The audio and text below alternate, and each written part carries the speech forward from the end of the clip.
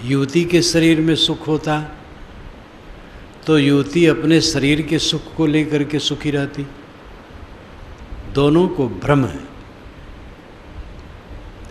युवक युवती के शरीर में, युवती युवक के शरीर में सुख की कल्पना करते हैं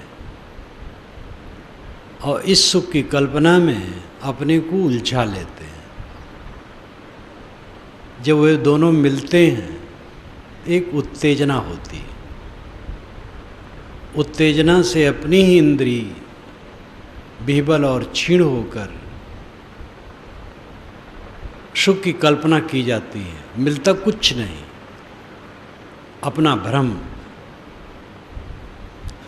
कुत्ता जब सूखी हड्डी चाबता है तो उसकी अपनी मूर्धा से ही, जबड़े से ही गर्म रक्त निकलता है। वो समझता है हड्डी से आ रहा है और चाबता रहता है।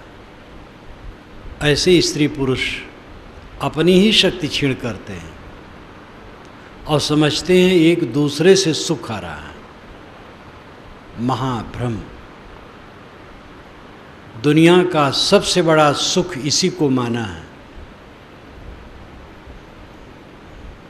और सब सारे दुखों की जड़ यही है। इसी के बाद बंधनों की लंबी श्रृंखला, जीवन भर छुटकारा नहीं। इसी में उलझ करके जीवन भर दुख और ताप है। इस चीज को समझना बहुत बड़ी बात है।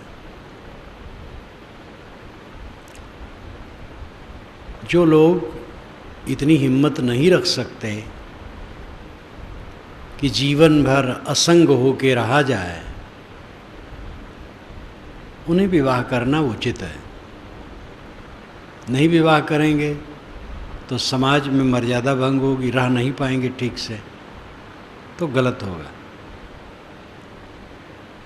लेकिन विवाह करके उसमें लग करके देख लिया तो अकल आनी चाहिए। उसी में डूबे डूबे समय बिताना समझदारी नहीं है। गृहस्थ के लिए संतान एक दो के लिए इसमें उतरना चाहिए बस। आज तो दो भी नहीं कहना चाहिए, एक। चीन में तो एक बस। चीन का शासन बहुत गर्म है, हमारे यहाँ का शासन नरम है। क्योंकि कुछ सामयिक दृष्टि ऐसी है कि जनता बहुत बढ़ रही, इसलिए समस्या बढ़ती जाती है। ये दुनिया के राजनेताओं की चिंता है। धार्मिक लोग कहते कोई बात नहीं, जितने भी बच्चे पैदा हो जाएं, जमीन कम नहीं है, अन्न पानी कम नहीं है। इसलिए धार्मिक लोग इसके होड़ में रहते हैं प्रायः। और वोट की राजनीति है, इसलिए हमारे दल में जनता बढ़ेगी तो वोट देने में सरलता रहेगी। ये सब भी चक्कर है। ये बात छोड़ दें सामयिक, जनता कम है ज़्यादा है जो है। वास्तविकता देखिए, जितना बढ़ाएंगे दुख बढ़ेगा। इसलिए संतान एक काफ़ी है। लड़की का मूल्य हमारे यहाँ कम है, जबकि लड़के की अपेक्षा लड़कियाँ ज़्यादा सेवापरायण, आज्ञाकारी, समर्पित प्रायः होती। लड़की हो लड़का हो, कोई संतान हो काफ़ी है। एक दो संतान के लिए इसमें उतरना ठीक बस। बाकी तो आदत, मन की मलिनता, उद्वेग, व्यर्थ छींट छींट करके अपने को शरीर दुर्बल बनाना, मन दुर्बल बनाना, अध्यास पुष्ट करना। जब दुनियादारी में मन डूबा रहेगा विषयासक्ति में, तो वो मन आत्मज्ञान में कैसे लगेगा, आत्मचिंतन में कैसे लगेगा। जितना विषयासक्त होगा उतना राम से दूर होगा। काम राम में फर्क है। यमाचार्य ने नचिकेता को समझाते हुए कठोपनिषद में कहा है कि श्रेय मार्ग प्रेम मार्ग दोनों विपरीत दिशा में चलते हैं, दोनों साथ साथ नहीं हैं।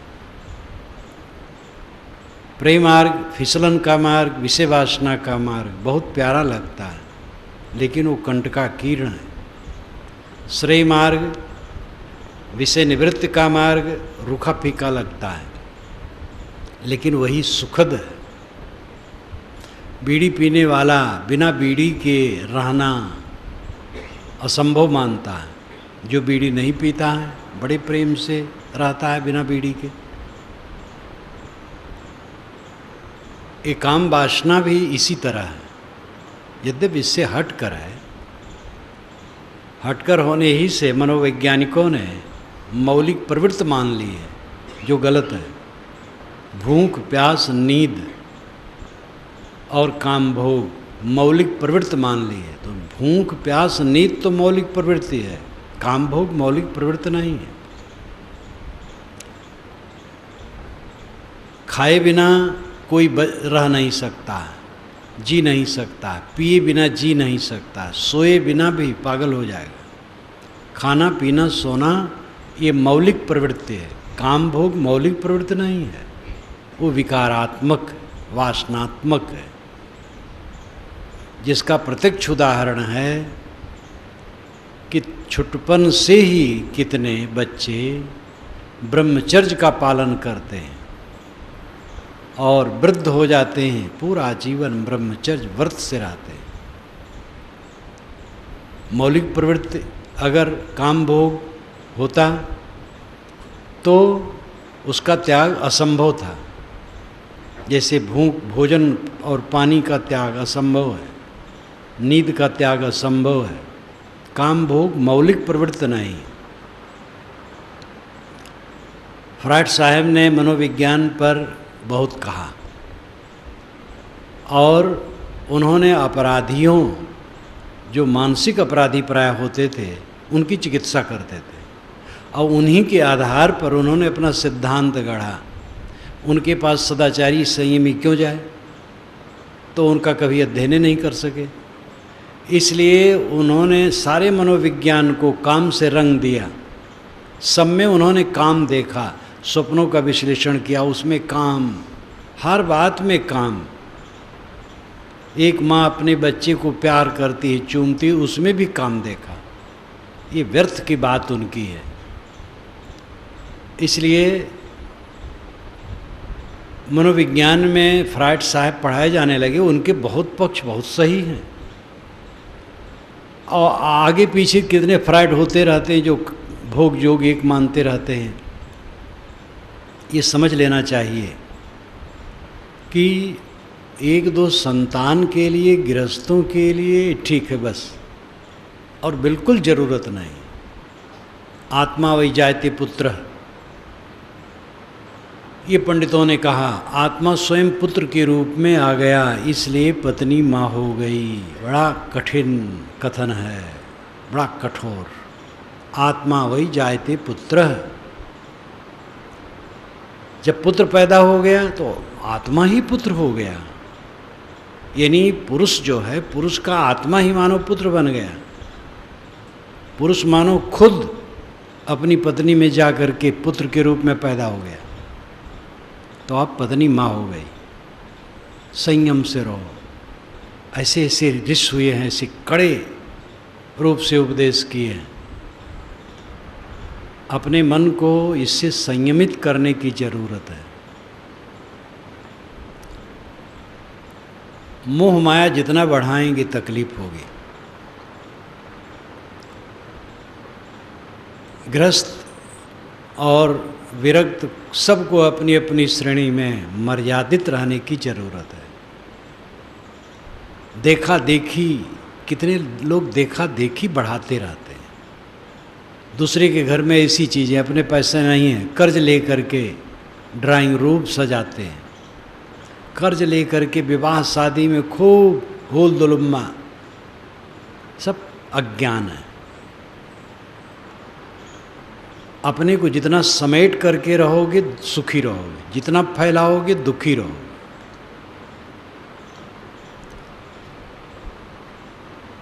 इस संसार में जितने प्राणी पदार्थों का संबंध बढ़ेगा, उद्वेग के स्थान उतने ज़्यादा बढ़ेंगे।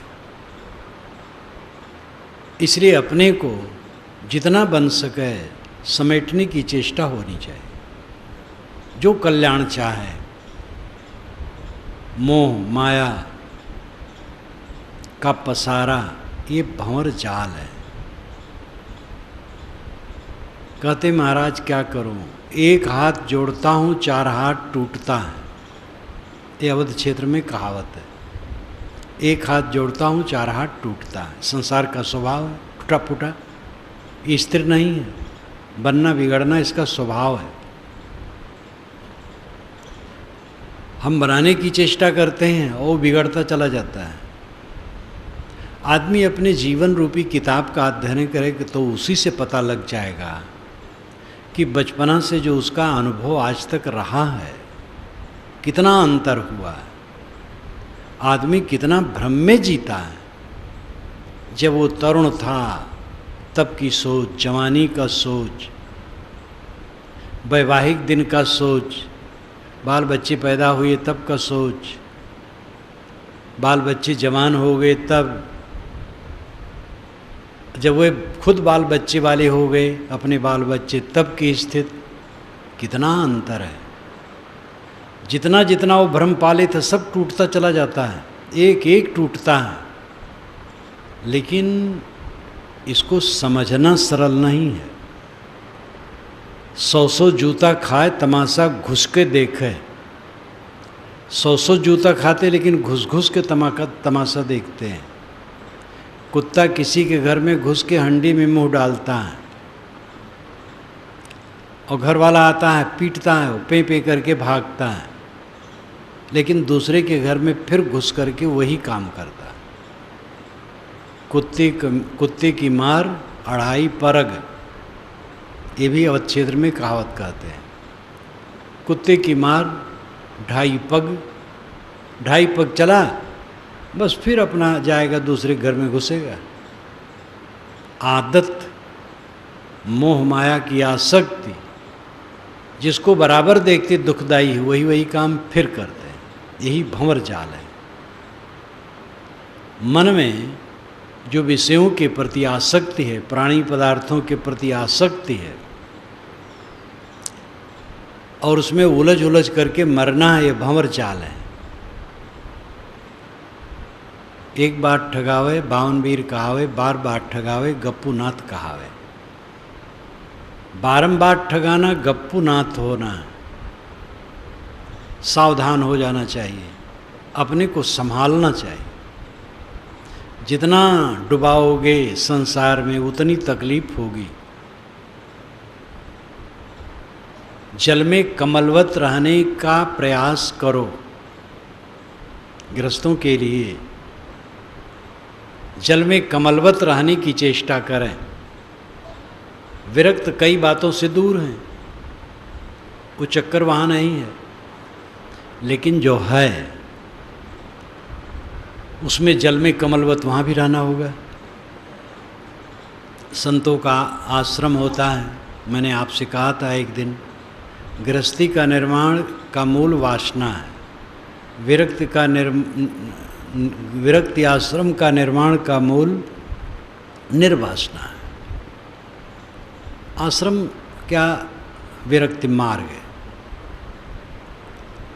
गृहस्थी आरंभ होती विवाह से, विरक्ति आरंभ होती है सब मोह छोड़ करके गुरु के शरणों में समर्पित होने से। तो गृहस्थी में वासना मूल है। वासना से, सांसारिक वासना से विवाह होता है। यहाँ पर कोई आता है वासना त्याग करके गुरु की शरण में समर्पित होता है, तो निर्वासनिक संबंध यहाँ, वहाँ वासनात्मक संबंध है। दोनों में बहुत फर्क है। अब कितने गृहस्थ हैं विवेक करके साधना में आगे बढ़ते जाते हैं, काफ़ी साफ सफाई वो कर लेते हैं। कितने विरक्त हैं, पहले तो हुए विरक्त, पीछे वो सब भूल गए, मानो स्त्री बच्चे वाले नहीं हैं, लेकिन दुनियादारी में खूब उलझ गए। कितने महंत हैं जो सरपंच और प्रधान भी हैं, एमएलए एमपी भी हैं, मंत्री भी स्वामी लोग होते हैं आजकल, और कितनी स्वामिनियाँ हैं जो मंत्री हैं और गाली गुप्ता में आगे हैं, सब कुछ करने वाली हैं। तो ये सबको रस नहीं अध्यात्म में लगा। नारद विवाह है एक, नारद त्यागी वो विवाह करें, और साधु सन्यासी साधना के लिए निकले तो राजनीति करने लगे। तो छोटे बड़े कितने ऐसे साधु हैं जगत प्रपंच में उलझे हैं। एक साधु ने एक बार मुझे पत्र लिखा कि साहब प्रधानी की सीट पर मैं खड़ा हो गया हूँ। भक्तों ने बड़ा जोर दिया, बहुत सीधे साधे अच्छे संत, लेकिन अब क्या कहे, राग रंग में दुनिया रीझे, चटक मटक में नारी, भाव भगत में साधु रीझे, तीनों निपट अनारी। वो भक्त लोग कोशिश किए तो रिझ गए, प्रधानी में खड़े हो गए। तो उन्होंने मुझे पत्र लिखा। अब पत्र में सीधे तो नहीं, लेकिन स्वर ये रहा कि मैंने आप भी रोकें तो मैं रुकूंगा नहीं, अब लड़ूंगा। तो मैंने उनको उत्तर दिया, मैं तुम्हें शाप देता हूँ कि तुम हार जाओ।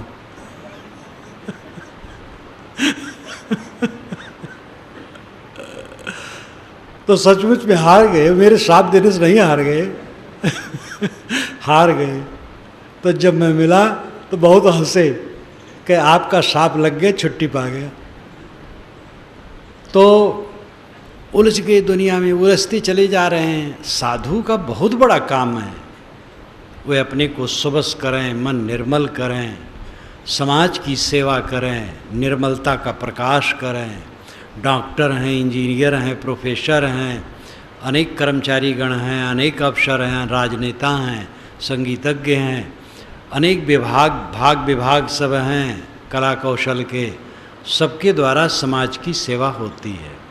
साधु संतों के द्वारा आध्यात्मिक सेवा होती है, सबसे ऊंची है। वकील अगर है और वकालत चलती है काम भर की, तो बस और कुछ करने की ज़रूरत नहीं, वकालत करे, उसको डॉक्टर होने की ज़रूरत नहीं है। और डॉक्टर है, डॉक्टरी काम भर की चलती है, तो उसको वकील होने की ज़रूरत नहीं है। कोई किसानी ठीक से कर लेता, गुजर हो जाता है, तो व्यापार करने की ज़रूरत नहीं। व्यापारी है, काम चलता है, तो कोई ज़रूरत नहीं कि किसानी करे। लेकिन किसान, व्यापारी, डॉक्टर, मास्टर, वकील और दुनिया के जितने क्षेत्र हैं, सब क्षेत्रों के मनुष्यों को आवश्यक है आध्यात्मिक उन्नति, और उसका सहयोग करने वाले साधु संत होते हैं। मन निर्मल हो, शांत हो, निर्वैर हो, निर्माण हो, बाहर से लौट करके अंतर्मुख हो, इसका उपदेश संत करते हैं। इसलिए संत में ये गुण होना चाहिए, स्वयं अंतर्मुख हो, स्वयं निर्माण हो, स्वयं शीतल हो, रागद्वेषहीन हो, तब तो दूसरे को उपदेश दें और उसका फल होगा। स्वयं उलझे रहेंगे तो उपदेश क्या देंगे, वो बाजारू होगा। तो संतों का काम सबसे वजनदार है। मानसिक पीड़ा को हरने वाले संत हैं,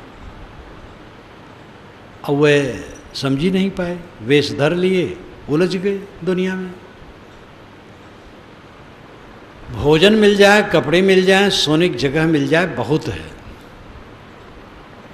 चकर मकर में मत भूलो, दूसरे के ऐश्वर्य की तुलना करके उलझो न। आपके पास जितना है बहुत है।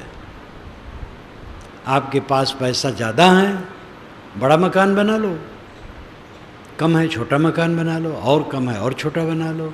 और कम है फूस फास का बना लो, यद्यपि फूस भी आजकल बहुत महंगा है। जिस स्थिति में हो उस स्थिति में प्रसन्न रहने की चेष्टा करो। हम तुलना कर कर के उलझ जाते हैं, दूसरे ड्राइंग रूम देखे, दूसरे गाड़ी देखे, दूसरे को वैभव देखे। प्रारब्ध पुरुषार्थ सबका अलग अलग है। जैसा जिसका प्रारब्ध है पुरुषार्थ वैसा उसको मिलता है। पुरुषार्थ परिश्रम, प्रारब्ध का अर्थ होता तकदीर भाग्य, इसका भी अपना महत्व है। सभी लोगों के शरीर का अंतर, प्रतिभा का अंतर, बुद्धि का अंतर, कार्य क्षमता का अंतर। कितने लोग जो छूते हैं सोना हो जाता है, मतलब हर जगह सफल हो जाते हैं। तो कुछ भाग्य, अदृश्य भाग्य है, तकदीर है, प्रारब्ध है। लेकिन उसके बल सो मत, परिश्रमी रहो। परिश्रम और प्रारब्ध में जो मिले उसमें संतोष। अपने को बचाने की चेष्टा। जितना उलझन बढ़ाओगे दुखी होगे। भंवर जाल। बच्चों के लिए सेवा कर दो, उनके लिए व्यवस्था कर दो। बहुत अपने को उनमें डुबाओ मत। किसी काम में अपने को डुबाओ मत, निकाल करके रखो। गृहस्थ विरक्त दो श्रेणियां हैं। गृहस्थों का ही दायरा विशाल है, विरक्त थोड़े होते हैं। सब विरक्त नहीं हो जाएंगे। गृहस्थी कोई पाप की खानी नहीं है, नरक का घर नहीं है। गृहस्थ हुआ ही जाता है सुधार के लिए, विवाह किया जाता है सुधार के लिए। विवाह नहीं करेंगे तो गड़बड़ होंगे, समाज विकृत होगा। इसलिए विवाह किया जाता है सुधार के लिए, ये सोचना चाहिए। संयम बरतने के लिए। और अगर सत्संग सेवा भक्ति में आदमी रहे तो ये सूझ होगी, और सूझ से वो अपने को सुधारेगा। गृहस्थ विरक्त कोई भी हो, भंवर जाल सबके पास है। वो है मन का जाल। जो कुछ हम देखते सुनते भोगते हैं उनके संस्कार चित्त में छपते रहते हैं।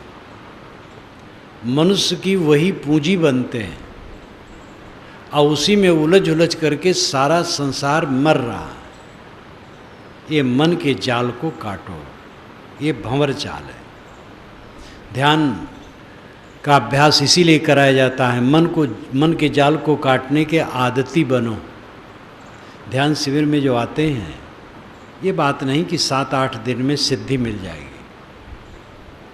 पहली बात तो आप बैठेंगे इतनी देर तक, ये साहस होगा कि हम बैठ सकते हैं। यहाँ सादा भोजन मिलता है, यद्यपि सादा रहा नहीं जाता है। और पहले मैंने इसको रोका, लेकिन रोक नहीं पाया, क्योंकि प्रतिदिन कोई न कोई भंडारा देता है भगत। अब भंडारा जब हो तो उसमें कुछ मिष्टान्न न बने तो भंडारा लोग मानते ही नहीं। मैंने पहले कोशिश किया कि भाई दाल भात रोटी सब्जी बनाओ, हलवा पूड़ी तो खैर नहीं बनाते हैं, खीर ये सब न बनवाओ, मिठाई न बनवाओ। कोई माना नहीं। जंगल का रोदन सिद्ध हुआ हमारा। जैसे जंगल में कोई रोवे तो कौन सुने? नहीं साहब, जब तक मिष्ठान न बनेगा क्या भंडारा। तो ये तो हो गया है, लेकिन हो जाता है। लेकिन साधक स्वयं सावधान रहें, और भंडारी को भी चाहिए कि ये सब चीज़ें थोड़ा थोड़ा ही हो, ज़्यादा नहीं। सादा भोजन कम से कम सब्जी इत्यादि कैसे बनाना चाहिए, मिर्च मसाले अहितकर हैं। सात्विक भोजन की आदत पड़ रही है।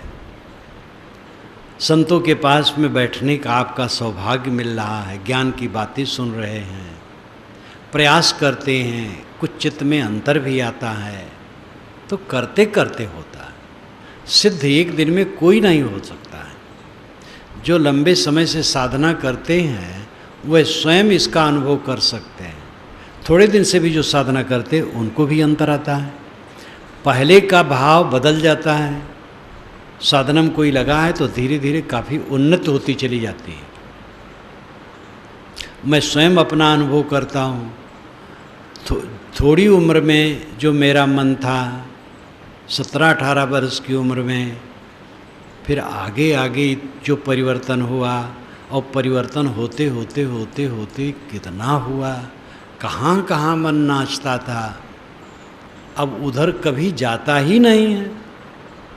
तो एक दिन के प्रयास से थोड़े हुआ। इसलिए किसी को हारना नहीं चाहिए, सबको लाभ होगा। जितनी मेहनत करेंगे उतनी तीव्रता से होगा, लेकिन लाभ सबको होगा।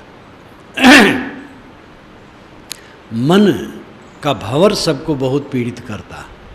थोड़ी बात हो गई साथियों से, किसी से ऊंच नीच, अब मन में ले करके उपच रहे हैं रात दिन, नींद नहीं आ रही है, जहाँ है वहाँ प्रतिक्रिया में पड़े हैं। ये सबके अंदर तो जहर है और अमृत है। अमृत दबा है, जहर उभरता रहता है। कोई कट कह दिया, झूठ बोल करके बदनाम कर दिया, या और भी कुछ कर दिया, ये उसकी ही गंदगी है, उसी को तकलीफ देगी, आपको तकलीफ इसमें नहीं होगी। कुछ लोग आपको मान भी लें बड़े घटिया हैं, माना करें, वो स्वयं पछताएंगे। सोना सोना रहता, वो माटी नहीं होता। हीरा हीरा रहेगा। किसी कहने से कि वो माटी हो जाए, माटी हो जाएगा। लेकिन कमज़ोर मन थोड़ी प्रतिकूलता पाया तो बस भंवर चलने लगा मन में, विश्राम नहीं, विश्राम नहीं। ये मन का भंवर, विषय वासना, सांसारिकता में चिपकाहट। कैसे बाल बच्चों की शादी होगी, पैसे चलेगा, कैसे वो चलेगा, अरे सब चलेगा, अनादि काल से चल रहा है। संसार ऑटोमेटिक यंत्र है, चलता रहा है, चलता रहेगा। हम आप कौन होते हैं इसको चलाने वाले। एक बैलगाड़ी जा रही थी, उसके सामने एक चूहिया जा रही थी। तो चूहिया को भ्रम हुआ कि मैं ही बैलगाड़ी को खींच रही हूँ, क्योंकि बैलगाड़ी पीछे आ रही है, मैं ही खींच रही हूँ। तो सोची कि अच्छा तो मैं मुड़ करके देखूँ, तो बाएं मुड़ गई तो गाड़ी आगे निकल गई। तब उसको लगा मैं नहीं खींच रही थी। ऐसे हम लोगों की चूहिया की दशा है, हम खींच रहे हैं, चला रहे हैं। अरे तुम अपने को चलाओ, संसार अनादि काल से चल रहा है। आप नहीं रहेंगे, बड़े चतुर हैं लड़के, ये सब व्यवस्था कर लेंगे। भंवर जाल मोह का जाल है, बग जाल दूसरा, वाणी का जाल। धर्म के पर्दे में रह करके समाज को भ्रम में डालना।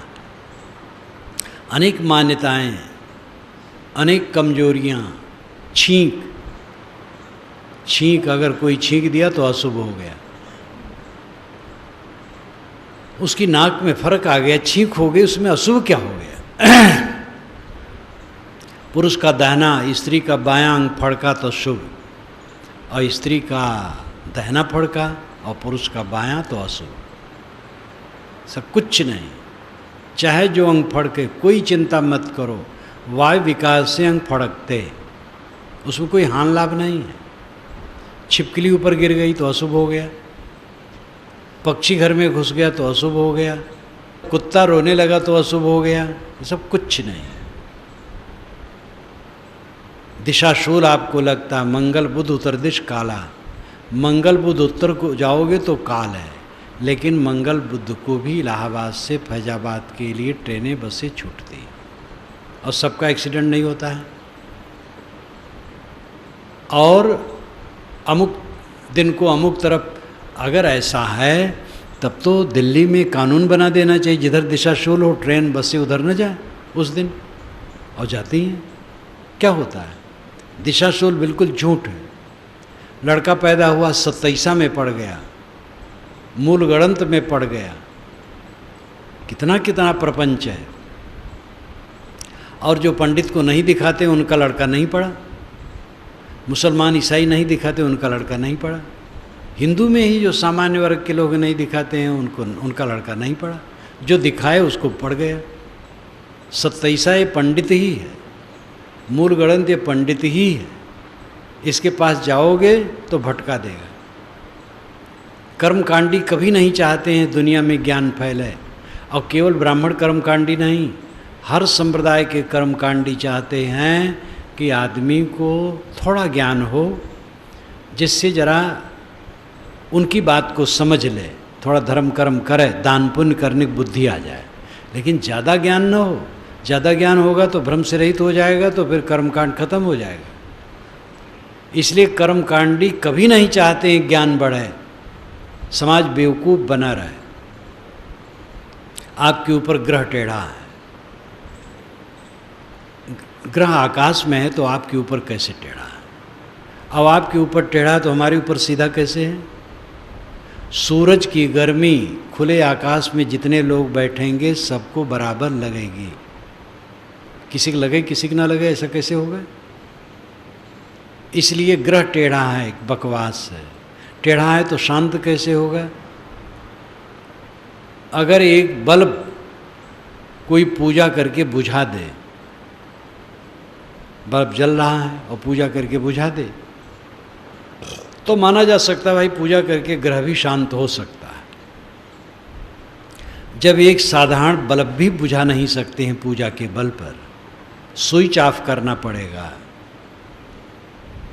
तो ये कैसे कहा जाए कि ग्रह पूजा करके शांत हो जाएगा? हाथ की रेखा लोग दिखाते हैं, किसी को हाथ की रेखा मत कभी दिखाओ। हाथ से मेहनत करो। उंगलियों में अंगूठियाँ, और शिक्षितों में अधिक धनी और शिक्षित और नेता हैं तो सब उंगलियों में, और एक एक उंगली में दो दो। यही इलाहाबाद के एक बड़े नेता, जब उनकी उंगलियों में 9 अंगूठियाँ एक साधु ने देखी तो कहा ये 9 अंगूठियाँ? कहे नहीं जानते हो 9 ग्रह हैं? लेकिन वे वहाँ से हार गए, वोट में जीते नहीं। और 9 ग्रह की सुरक्षा में जो 9 अंगूठियाँ थी सब फेल हो गई। उंगलियों में अंगूठियाँ पहनने से गंदगी जमती है, और उसी से भोजन करना, देवियों को तो आटा गूंदना, सब कुछ करना उसी से। इसलिए अंगूठियाँ बिल्कुल नहीं पहनना चाहिए। नाखून बड़े बड़े नहीं रखना चाहिए। नग और धातु पहनने की बड़ी महिमा शास्त्रों में लिखा है, वेद तक में लिखा है। अथर्ववेद में बहुत ज़्यादा है। वेद क्या कहते, जो मेरी पुस्तक है उसको पढ़ करके वैदिक युग की सारी बातें आप जान सकते हैं। अब वेद में लिखा है तो वेद में हर प्रकार की बात लिखी है, आपको निर्णय करना पड़ेगा। ये मान लेना कि वेद में जो लिखा है सब सच है, शास्त्र में लिखा है सब सच है, अंधविश्वास की बातें काफ़ी भर गई हैं। निर्णय करके विचार करो। वेद की ऋषि ने स्वयं आज्ञा दी है, सक्त में उतितो ना अपनंतो यत्र धीरा मनसा वाचम कृत अत्रा सखाया सख्या न जानते भद्रैशाम लक्ष्मीर्निहतादिवाच। सक्तमेव तितोना सक्तुम यु तितुना सक्तुम सत्तु तितौना चालना तितौनाम चलनी। जैसे चलनी से सत्तू छाना जाता है। वेद में मुझे सत्तू तो मिला, पिसान नहीं मिला। अब हो सकता पिसान हो, मैं पकड़ न पाया हो। सत्तू तो साफ साफ मिला। सत्तू खाने का रस्म खूब था, और मंथ, सत्तू को मथ करके पानी में मंथ कहते थे, और मानते थे कि सत्तू मथ करके जो पिए वो वीर हो जाता है। काव्य है, वेद में काव्य है, इसलिए काव्य में अलंकार भी है। इंद्र ने मंथ पी करके वृत्त को मारा, तो सक्त में उतितना परंतो यत्र धीरा मनसा वाचम कृत। जहाँ विवेकवान मन से, विवेक से वाणी को सत्तू छानने की तरह छानते हैं, वहीं कल्याणकारी लक्ष्मी निवास करती है, और वहीं मित्र मित्रता के भेद को जानते हैं।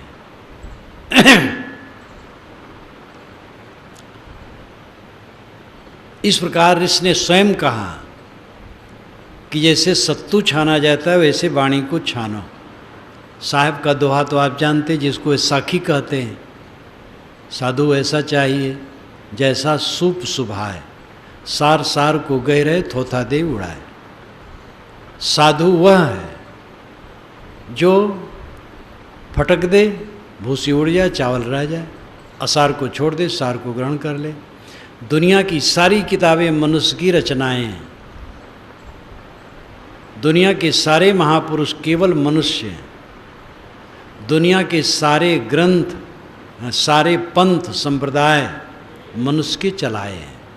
कोई किताब, कोई महापुरुष, कोई संप्रदाय अलौकिक नहीं है। ये अलौकिकता का चक्कर डाल करके धार्मिकों ने बड़ा विघटन किया। हमारा संप्रदाय अलौकिक तो आपका लौकिक। लौकिक जो है वो कल्याण नहीं कर सकता, अलौकिक करेगा। हमारा संप्रदाय अलौकिक है। हमारा महापुरुष ईश्वर का दूत है या ईश्वर का अवतार है। हमारी किताब ईश्वर की वाणी है, दूसरी किताब ईश्वर की वाणी नहीं। बड़ी चालबाजी है। अगर है दूसरी किताब तो उसका कानून अब मनसूख हो गया है, रद्द हो गया है। बड़ी बड़ी चालबाजियाँ, ये बगजाल। स्वर्ग और मोक्ष के ठेकेदार बने बैठे हैं संप्रदाय वाले। केवल हमारे संप्रदाय से मोक्ष है, दूसरे से नहीं। मोक्ष और स्वर्ग संप्रदाय की वस्तु नहीं है, व्यक्तिगत वस्तु है। मन प्रेम से पूर्ण हो, तनाव न हो, रागत द्वेष न हो। जिन मनुष्यों की कुंडली में हम बैठे हैं, रात दिन जी रहे हैं, उनके प्रति शुद्ध प्रेम, निष्कपट हृदय, निर्मल बर्ताव हो, ये स्वर्ग है। और मन के विकार एकदम मिट जाएं, मोक्ष है। ये व्यक्तिगत विषय है, पंथ और संप्रदाय का विषय नहीं है। अमुक पंथ, अमुक संप्रदाय से मोक्ष मिलेगा, स्वर्ग मिलेगा, ऐसा कहने वाले धोखा देते हैं समाज को। तो वगजाल बहुत फैला। आजकल भगवान के बहुत और दर्जनों अवतार घूमते हैं।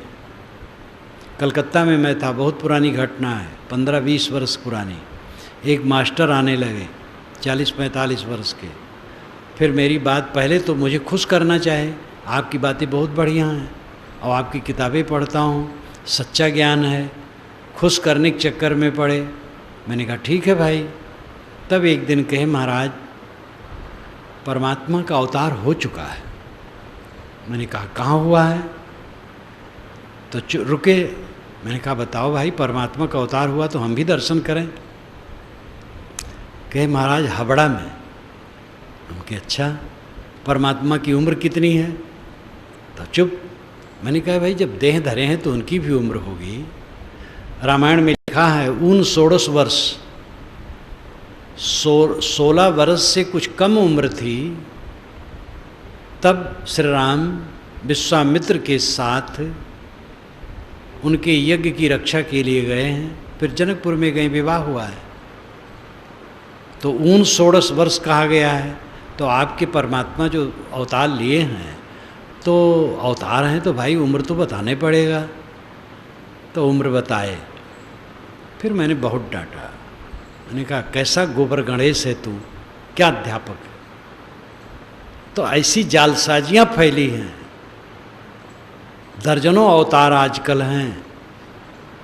और वो चमत्कारी बाबा हैं, मुर्दे को जिला देते, रोग दूर कर देते। स्वयं रोगी रहते हैं लेकिन रोग दूसरे को दूर कर देते। उनके लड़के बच्चे उनके कहे में नहीं हैं लेकिन वो सबको सिद्धि देते घूमते हैं। चमत्कार सब का सब झूठ है। महाराज की कृपा से ये हो गया, वो हो गया, रोग दूर हो गया। अरे ऐसा हो सकता है कोई अच्छी राय दे, आप संयम साधन से रहें, रोग दूर हो जाएगा। छू मंत्र से कहीं रोग दूर होता है? एजेंट इनके होते हैं, प्रचार करते हैं और फंसाते हैं लोगों को। और इसमें फंसने वाले ज़्यादा सभी होते हैं, लेकिन शिक्षित समाजों का बड़ा तबका फंसता है। जहाँ जहाँ गुरघंटाल हैं उनके चेले ज़्यादा धनी और शिक्षित और अफसर होते हैं। आम जनता भी होती है। भ्रांत से रहित रहो। भूत प्रेत नाम की कोई चीज़ कहीं नहीं है, चुड़ैल कहीं नहीं है, टोनही कहीं नहीं होती है। नज़र लगना बिल्कुल झूठ है। नज़र लग गई, ऐसे अनेक अंधविश्वास हैं। कबीर साहब की वाणी पढ़ो, सब अंधविश्वास छिलके की तरह उड़ जाते हैं। ब्रह्म राक्षस, ब्राह्मण कहे जाने वाले परिवार में अगर कोई पेड़ से गिर के मरा, पानी में डूब के मरा, आग में जल के मरा, तो जब वो प्रेत होता है तो उसको ब्रह्म राक्षस कहते हैं। वर्ण व्यवस्था प्रेत में भी है। अगर ब्राह्मण प्रेत हुआ तो साधारण प्रेत थोड़े रहेगा, वो ब्रह्म राक्षस रहेगा, ऊंचा रहेगा, क्वालिटी उसकी ऊंची रहेगी। कैसा भटकाया गया है समाज को। भूत प्रेत झूठे, शकुन अपशकुन झूठा है, अंग फड़कने सहान लाभ की भावना झूठी, अंगूठियां पहनना बिल्कुल निरर्थक है।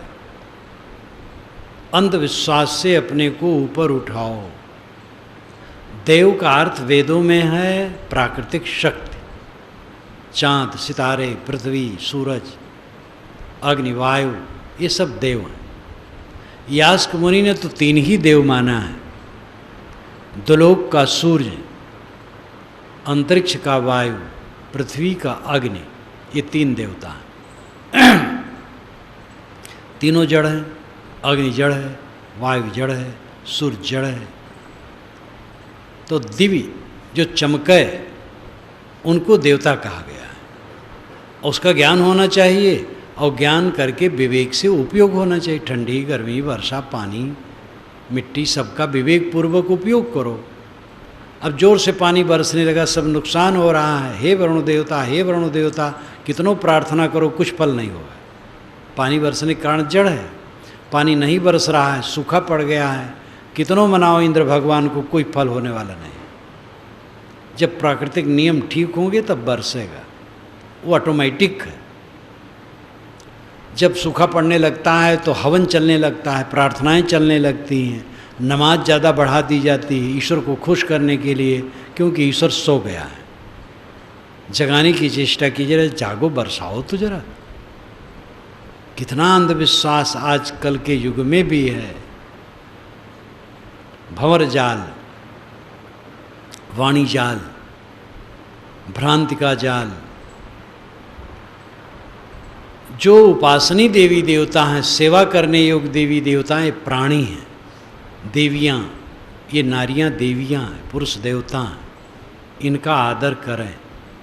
आत्मा परमात्मा है, इससे बाहर कहीं परमात्मा खोज करके नहीं मिलेगा। निर्भ्रांत दृष्टि अपनाएं। बच्चा पैदा हो,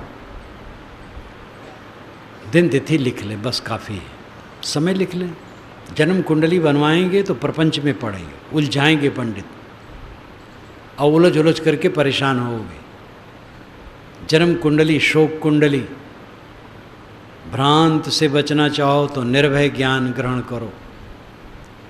आपकी त्रुटियों को छोड़ करके आपको तकलीफ देने वाला दुनिया में कोई नहीं है, और आपके सद्गुणों के अलावा आपको सुख देने वाला कोई नहीं। संग कुसंग की सावधानी चाहिए। कुसंग से बचें। कुसंग से दुर्बुद्धि और तकलीफ बढ़ सकती है।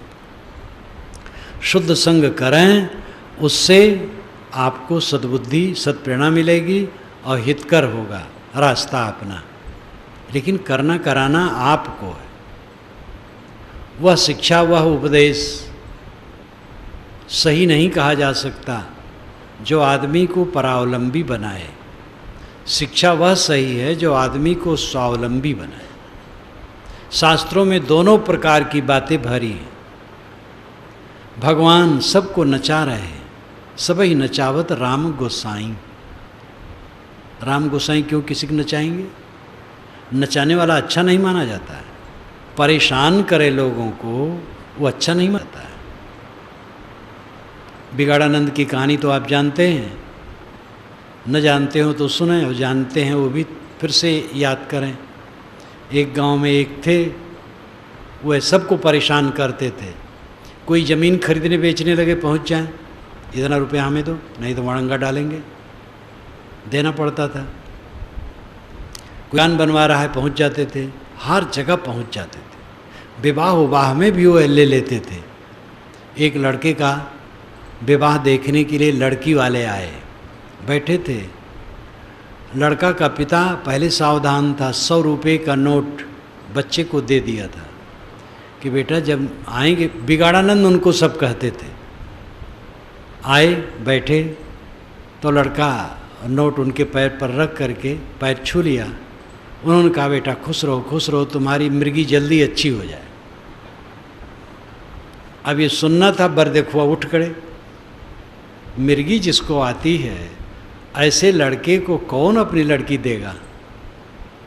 अब बिगाड़ानंद को संतोष नहीं हुआ, 100 रुपया कम रहा होगा। सबका काम बिगाड़ते थे और लोग बेचारे दे दे करके किसी प्रकार हाथ पैर जोड़ करके काम अपना चलाते थे।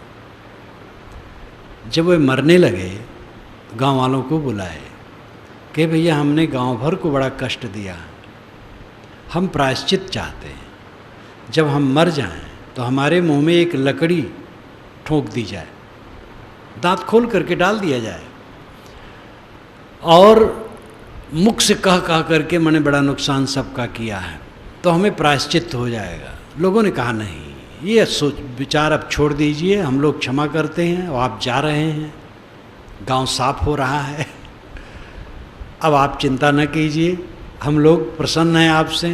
कहे नहीं, हमारी अंतरात्मा को संतोष नहीं मिलेगा। लोगों ने कहा कोई बात नहीं।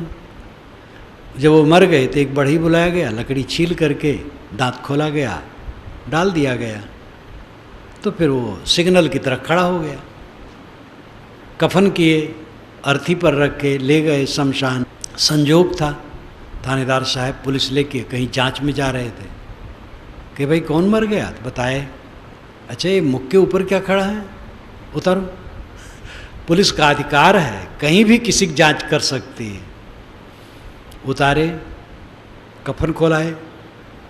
इतनी जबरदस्त तुम लोग हो, मुंह में लकड़ी गाड़ करके मारे हो, उसको लिए जाते हो जलाने के लिए। सबको जेल में डाला पकड़ करके।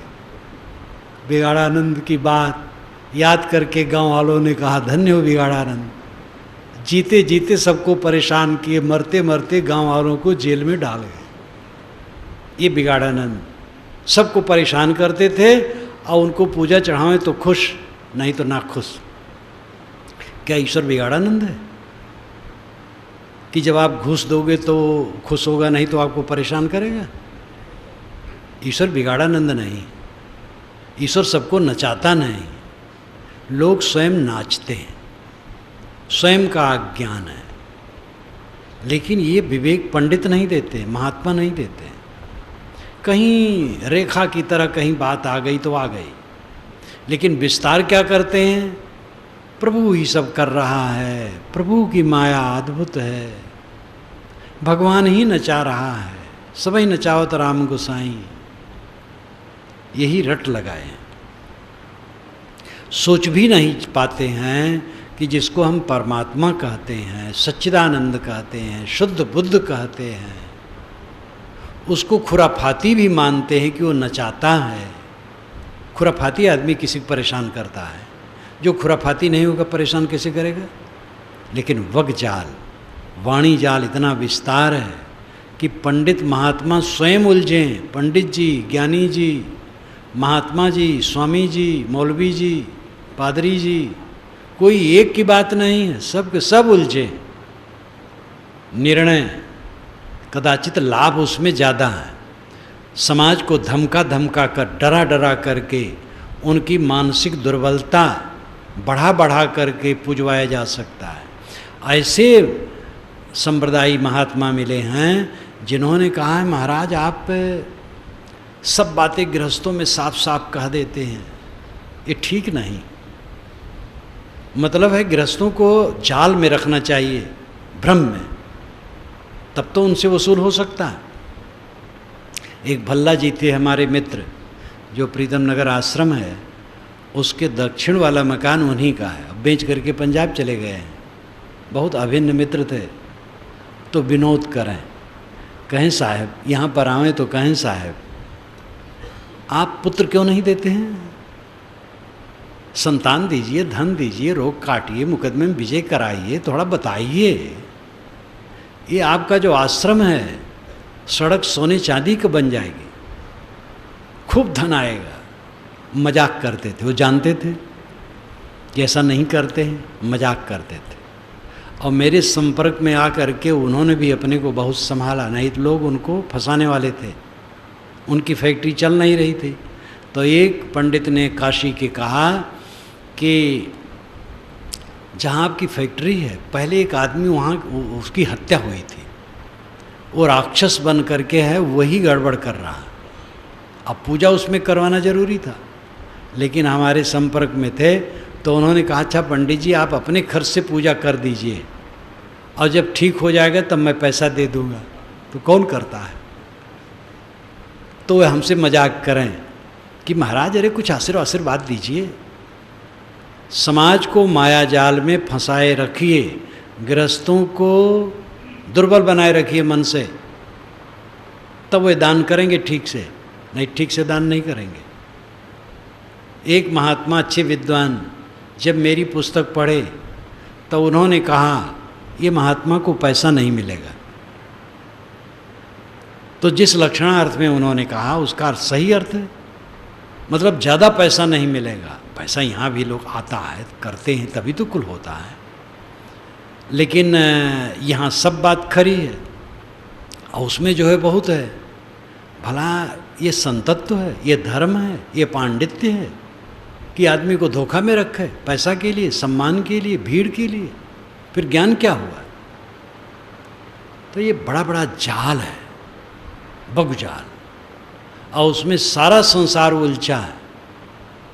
वो एक नहीं, खंडन हम कर देते हैं पंडितों का, ब्राह्मण पुरोहितों का। कहाँ पुरोहित नहीं है? जहाँ पुरोहिताई का खंडन हुआ उसी मार्ग में पुरोहित बन गए। बीजक के मंत्रों से सांप झाड़ने वाले हैं, और बीजक साहब किस लिए कहा है? ज्ञान के लिए कहा है। और बीजक कहाँ लगा रहे हैं?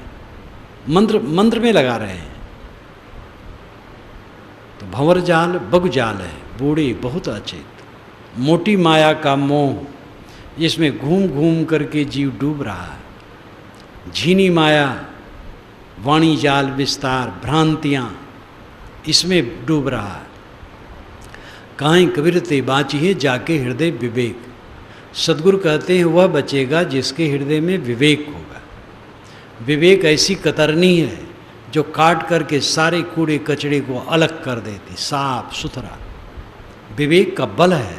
हर इंसान, मनुष्य क्यों, मननात् मनुष्य, मनन करने के कारण से मनुष्य है। यह पशु मनन नहीं करता है, पशु केवल याद, घर का याद, घोंसले का याद, बिल का याद जानवरों को हो जाता है और चले गए वहाँ, सो लिए, अपने बाल बच्चों को पाल पोस लिए, इतनी याद होती है बस, मनन नहीं होता है। मनुष्य में मनन की शक्ति है, सोचने की शक्ति है। ये सोचने की शक्ति ही विवेक की शक्ति है। नीरछीर विवेक। संसार के सभी परंपराओं को आदर दो, सारे ग्रंथों शास्त्रों को आदर दो, सारे महापुरुषों को आदर दो, लेकिन विवेक का निरादर मत करो। विवेक को सबसे ऊपर रखो।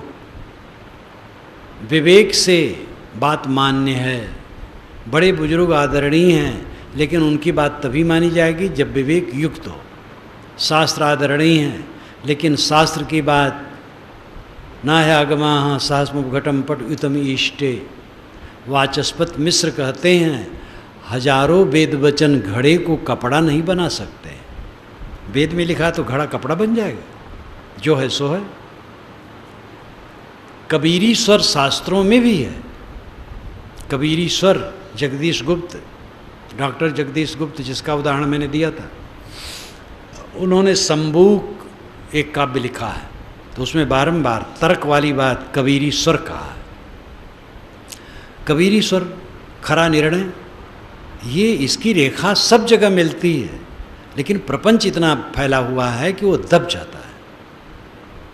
हम आपको चाहिए निष्पक्ष हो करके निर्छीर विवेक करें, कारण कार्य व्यवस्था, विश्व के शाश्वत नियम पर ध्यान दें, अलौकिकता का भ्रम छोड़ें, सच्चे ज्ञान मार्ग में चलें और सच्ची भक्ति को अपनाएं, सच्ची उपासना को अपनाएं, तो ये जंजाल कटेगा।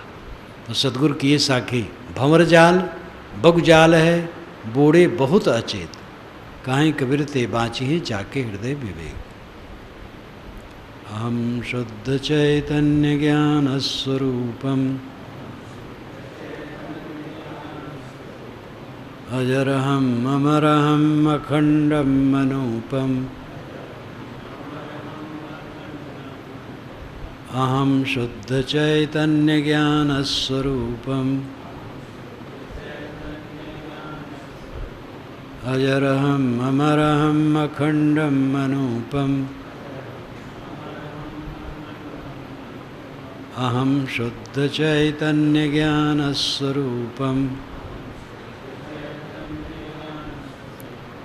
अजरहम अमरहम अखंडम मनोपम